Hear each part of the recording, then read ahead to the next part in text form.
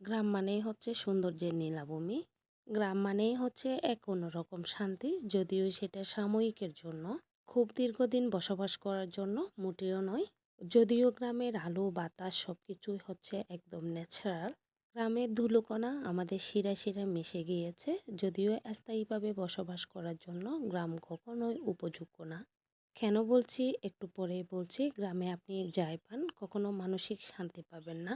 গ্রামে এমন এমন সাইকো কিছু মানুষ আছে, আপনি কোনো কিছুই করে শান্তি পাবেন না। সেটা ভালো হোক বা মন্দ, আপনাকে হ্যারাসমেন্ট করবেই করবে। তাতে আমার মনে হয় শহরের যানজট পরিবেশে চার দেওয়ালের ভিতরেই হচ্ছে উত্তম। আপনি চাইলেই মন খুলে সব কিছু করতে পারবেন নিজের মতো করে। এই ছোট্ট জীবনে কী বা আর আছে, কয়দিনে বা বাঁচবো? অন্তত নিজের মতো করে নিজেকে তো একটু বাঁচিয়ে রাখা যায়, তাই না? তা যদি না হয়ে মনের বিরুদ্ধে যুদ্ধ করতে গিয়ে নিজের সাথে খুব বেশি অন্যায় হয়ে যাবে।